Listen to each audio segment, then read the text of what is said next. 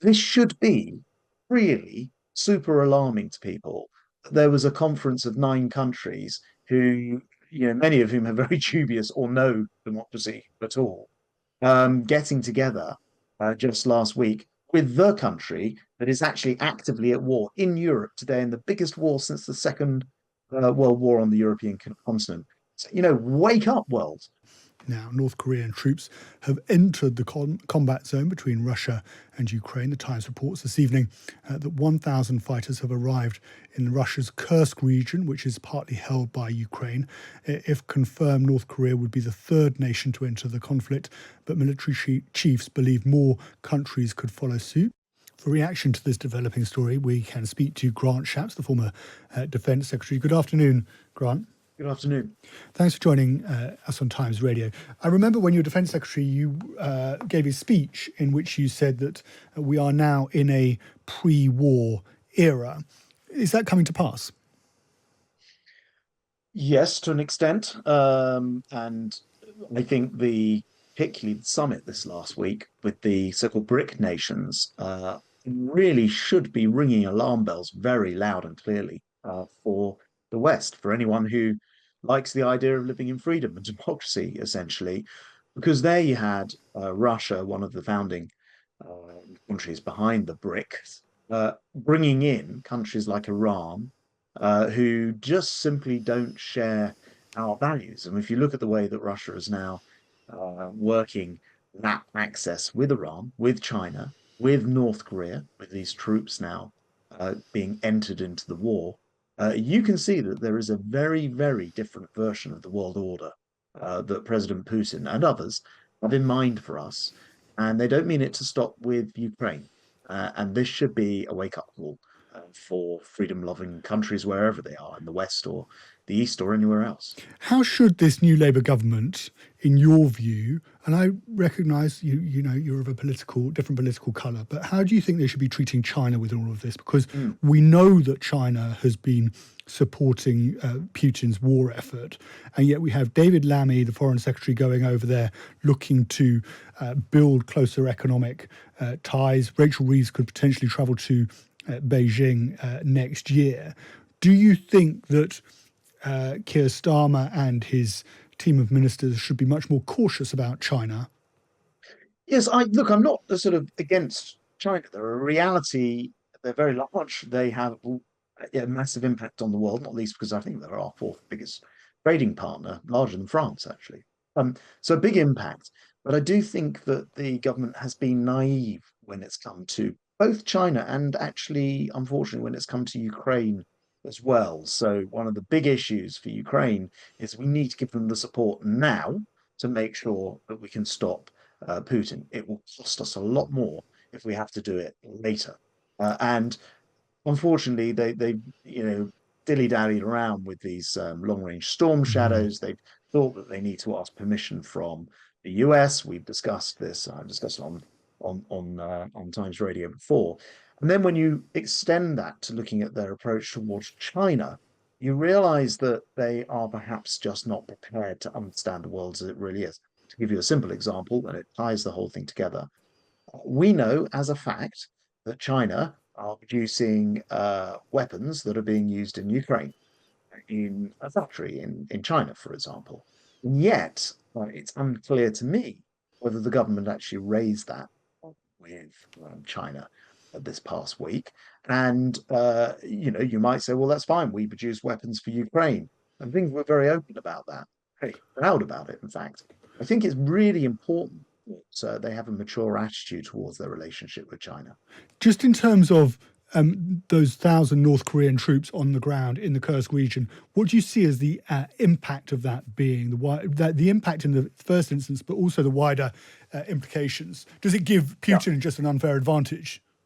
Well, I mean, Putin already had a numbers advantage, and that's been the case right from the beginning for two reasons. One, he has a large population in Russia. Two, he treats his population like they are going into a meat grinder, and he sends men to that war. They die at a rate of around 1,000 per day on the Russian side, and he doesn't give a damn about the life or livelihoods of his own people. So the idea and the fact that he's been able to go to North Korea, another renegade state that turns its back on the world order and is insular, and do some sort of deal there to send the men from North Korea to certain slaughter in Ukraine is not entirely surprising. What do you make of John Healey, the new Defence Secretary's comments that British armed forces are unready to fight a war? And were you in conversations when you were at the Ministry of Defence about possibly sending British troops into theatre? Never to Ukraine, but I did send British troops into areas where they needed to, for example, protect people, and but more on a NATO, of course, UN basis. What do I make of it? Well, look,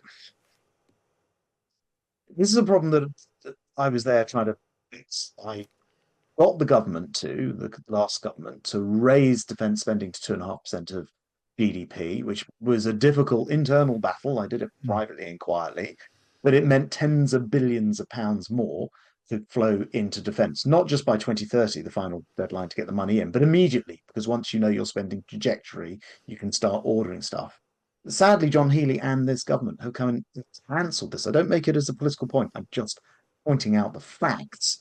And in doing so, they have run the risk of meaning that we won't be able to deploy, perhaps not now, but in a year or two's time, because we won't have spent the money that's required now to make sure we can with equipment and the rest of it.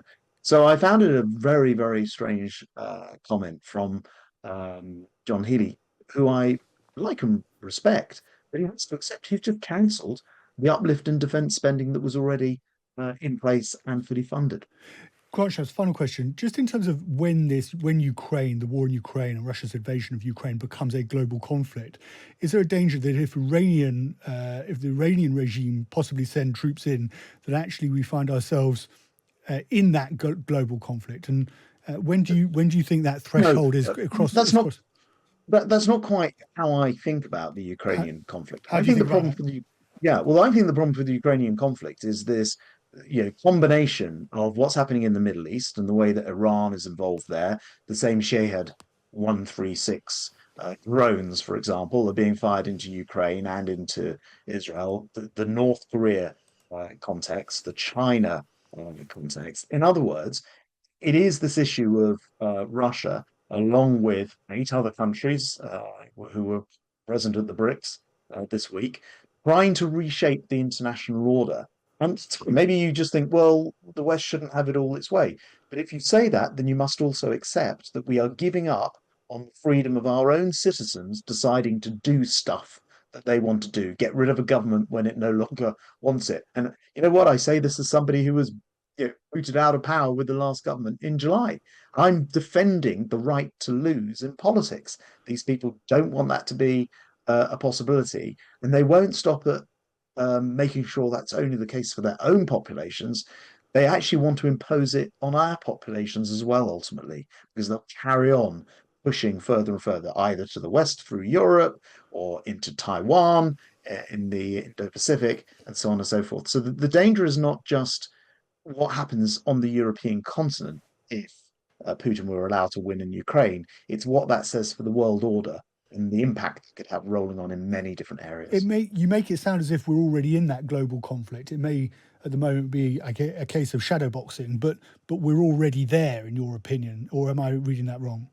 Look, I don't want to be a warmonger, and we're No, clearly, sensible and so conversation, Grant I'm Shapps. very careful and precise with Yeah, my of course. language, but this should be really super alarming to people.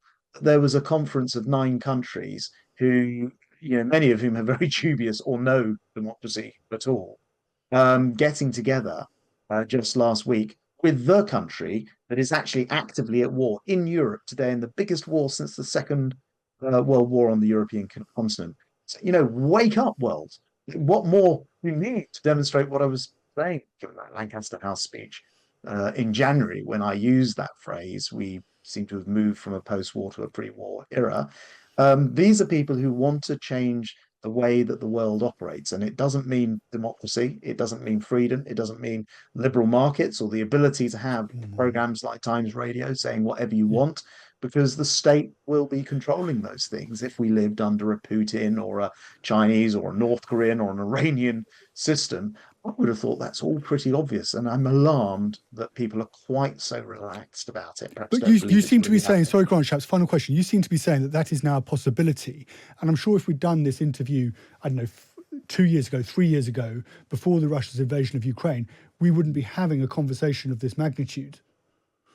I think that's exactly right, and not just Ukraine, also what's happened in the Middle East. And regardless of what you think about the rights and wrongs of the Israeli response and this, that, and the other, the reality that you've got Iran essentially stirring up in Lebanon through Hezbollah, in Gaza through Hamas, in Yemen through the Houthis, and this combination with Russia in support of them means that we are living in a very different geopolitical world. And so I think you're right, certainly before February 2022, when Putin went in, before the conflict in the Middle East, things looked more stable, and this is a risky moment. And it's not too late, but it does require some bravery from the West. And I go back to things like those storm shadows. We Mm. just have to make sure Ukraine wins that war. Otherwise, we leave ourselves in a position where any other wannabe autocrat or autocrat looks at it and, what is the disincentive from going and blockading Taiwan, for example? If you think in reality, the West may say, don't do it. The reality is that you can go and do it, and you can get away with it if you try. Grant Shapps, former Defence Secretary, thank you very much for your time this afternoon. I really appreciate it.